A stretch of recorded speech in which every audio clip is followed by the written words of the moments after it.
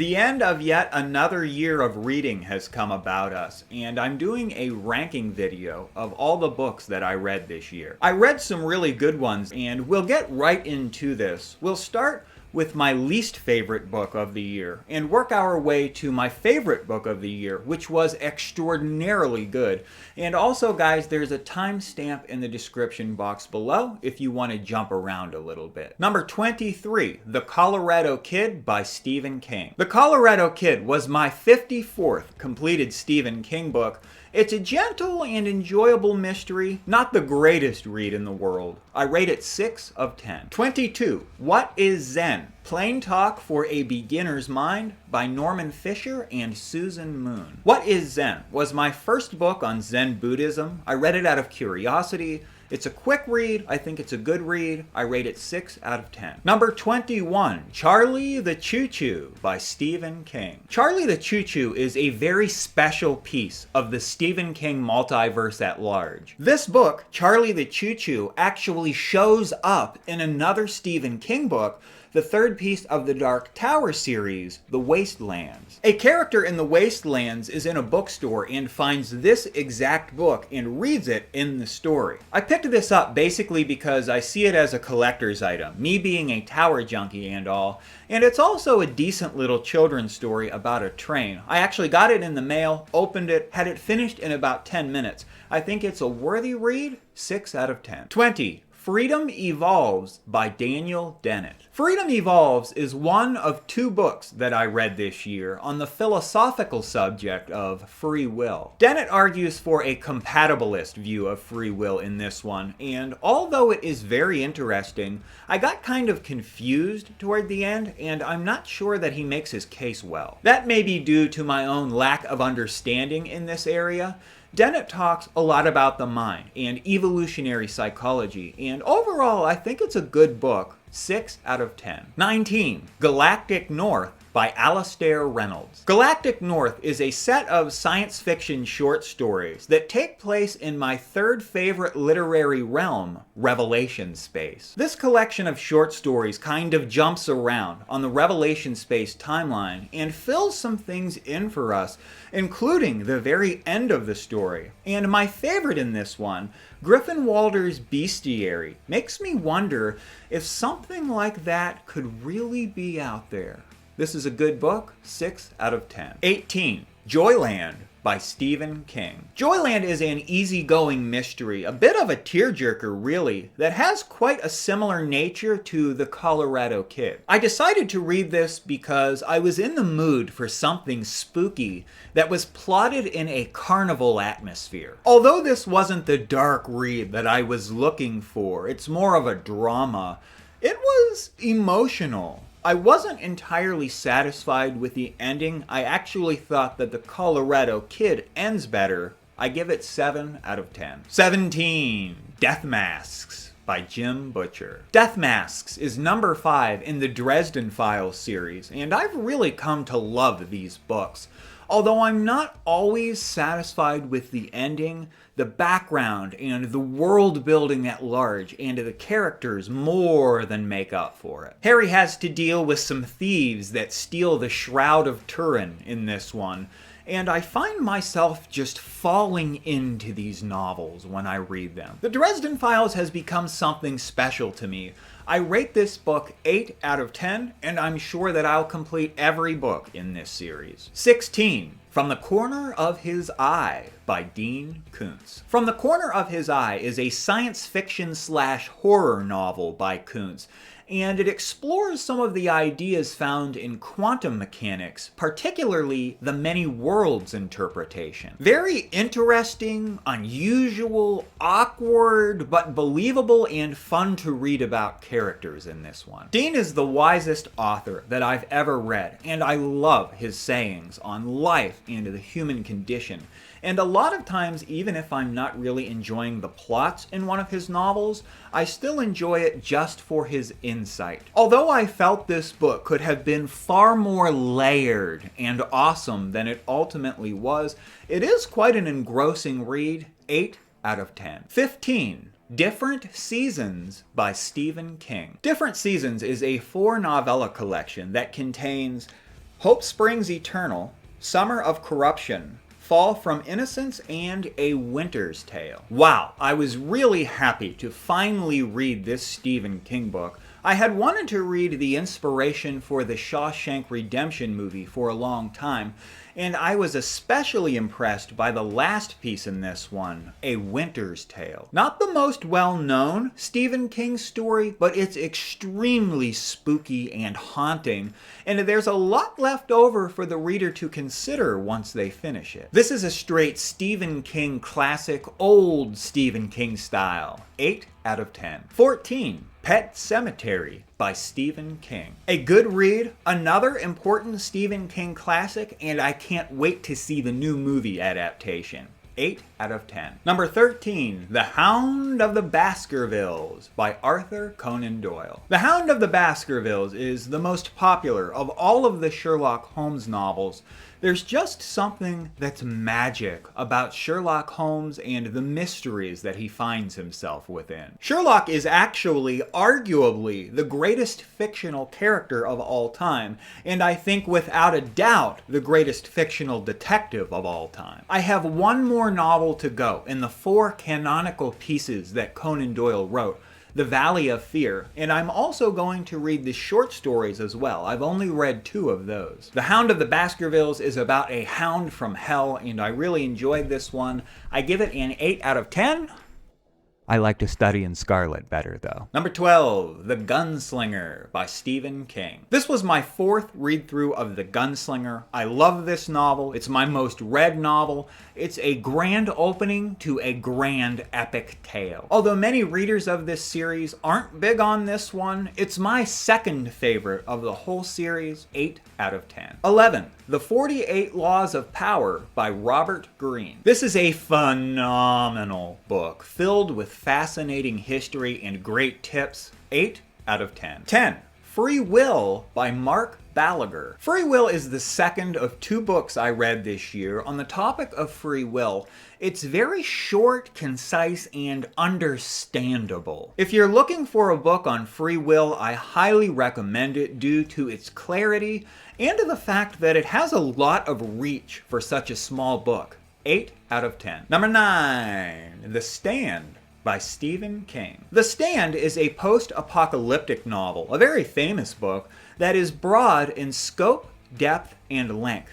I read the extended revised edition that is well over 400,000 words and well over 1,000 pages. Now, I've wanted to take this journey for a long time, and I finally did it, and I thought it was quite good. There were some problems with the novel. I felt that it could have ended in a more satisfactory way, but there's a lot more good than bad with this one. It's an essential piece of the Stephen King bibliography and a fan favorite.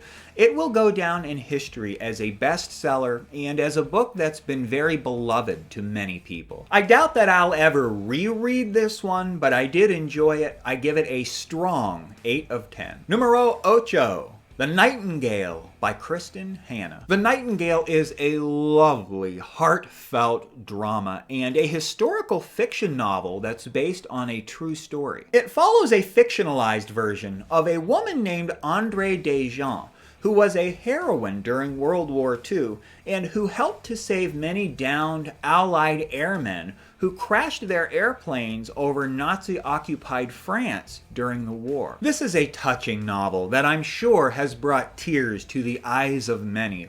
I loved Rachel and Vianne. I liked Isabel's character as well. She plays Andrée Desjans in the book, and after finishing The Nightingale, I looked up the Wikipedia article on the real woman, Andrée Desjans, and I learned a lot about World War II history that I had not known. The Nightingale really reminds me of an adult version of Number the Stars by Lois Lowry. This was a beautiful story, 8 out of 10. 7. Human Hacking by Christopher Hadnagy. The best book I've ever read on communication. I'm going to reread it again here very soon. It's superb and a valuable self-help book. 8 out of 10. 6. The Power of Now by Eckhart Tolle. This book is peacefully striking. It's all about mindfulness and how to gain a little bit of control over our own minds. I guess I hadn't really considered the nature of my mind and my ego before, and I was really taken aback by all this. In fact, I was so impressed with it, I'm actually reading another book by the author right now. It's called A New Earth. Now, I don't agree with everything that Eckhart Tolle says, but I find his books to be extremely interesting. I give this a 10 out of 10. Number 5, The Drawing of the Three by Stephen King. I lied earlier, kind of. I said that The Gunslinger by Stephen King was my most read novel. I've read it 4 times, and I've read The Drawing of the Three 4 times. This is the second installment in my favorite story that I've ever read, The Dark Tower.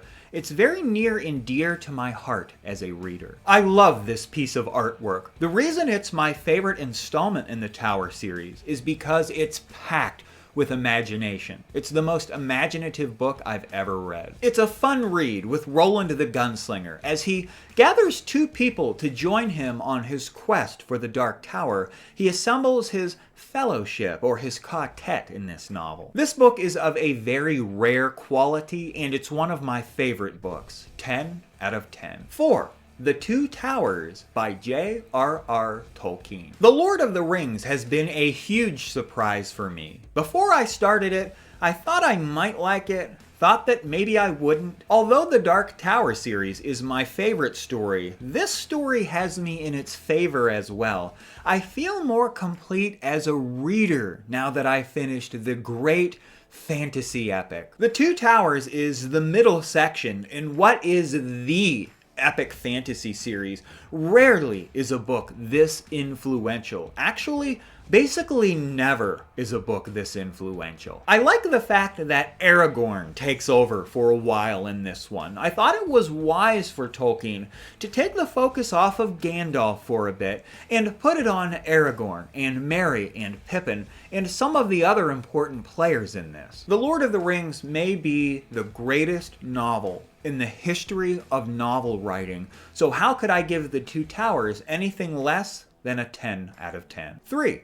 The Return of the King by J.R.R. Tolkien. The Return of the King is the final piece in the great fantasy epic, and I really like how this story ends. It would not be easy to write a tale of this magnitude, and at the ending, to bring everything together nice and neat that's in such a way that it's satisfying for the reader. Now at this point, I still have to read The Hobbit and The Silmarillion so that I can understand the background for everything involved, and I expect that I will read those books in 2022. Now I don't think I'll ever come to be an expert on this epic story the way that I have with the Dark Tower series, but I do love it, and I give it 10 out of 10. Number 2, K.L., A History of the Nazi Concentration Camps by Nicholas Waxman. I've read about a dozen books on the Nazi concentration and death camps. My own personal family history is tied up there,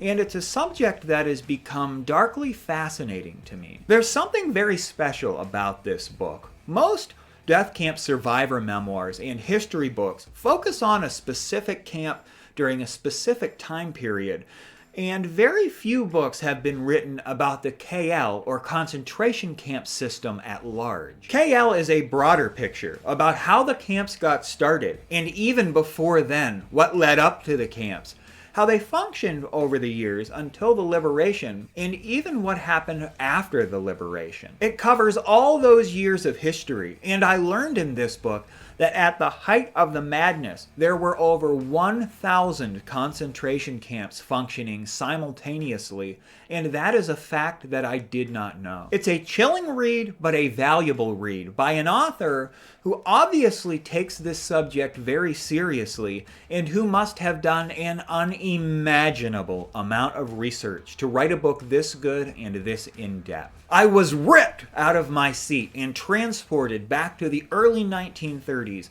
all the way up through the mid-1940s and even afterward, and this is the best book that I've ever read on this subject by far, and I've read some good ones. If you want a book that covers the KL concentration camp system as a whole, this is the book for you. I give it a 10 out of 10. And number one, the best damn book I read this year, is the second installment in the Stormlight Archive by Brandon Sanderson, Words of Radiance. Writing epic fantasy is an art form, and art forms evolve over time. The Stormlight Archive represents the new frontier in the evolution of epic fantasy saga writing. This is a story about war, gods, magic, mages, high-end epic fantasy, if you can it.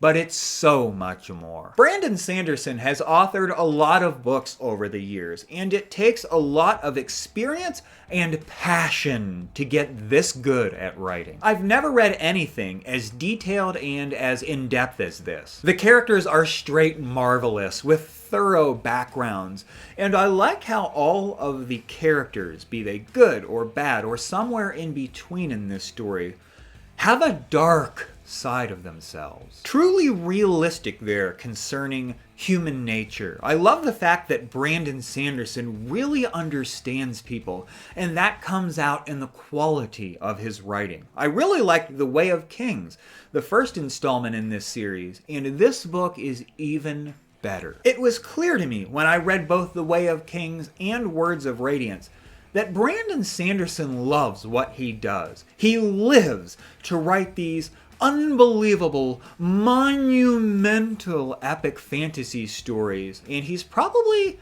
the best to ever do it. Now that's just my opinion, but this series, the Stormlight Archive, threatens to capture a piece of my heart like the Dark Tower series did. I'm looking forward to the third book in this series, Oathbringer, and probably everything else that Brandon Sanderson has ever written. The Stormlight Archive has made me a big fan of Sanderson's, and I give Words of Radiance a perfect 10 out of 10. Well guys, it was kind of a slow year for me. I set out to read 60 books. That was my goal. I fell way short. Last year I read 50, wanted to read 60 this year. I'm going to keep my goal at 60 for 2022 because I have a feeling that I'm going to get a lot more reading done in 2022 than I did this year, and I feel that I'm going to read many great books next year. Although I only completed 23 books this year, I did read some long ones. The Stand by Stephen King, Words of Radiance by Brandon Sanderson, The Two Towers and The Return of the King by J.R.R. Tolkien, and KL by Nicholas Waxman was quite a long read as well. Not to mention, I have 3 books going right now. Billy Summers by Stephen King, A New Earth by Eckhart Tolle, and Inhibitor Phase by Alastair Reynolds. Those don't make my list today, but I will be talking about them here very soon on the channel. For next year, I'm really looking forward to the Wheel of Time series. I'm going to start it off with The Eye of the World, and I'm also looking forward to reading a few of the Stephen King classics that I haven't completed yet. The Dead Zone, Cujo, Gerald's Game, to name a few, and I'm sure that I'll read a scattering of other novels, short fiction, and nonfiction as well. I say thank you to everyone who watches the channel. It really does mean the world to me, and I want to say have a happy 2022. I hope you all read some good books this year. See you later.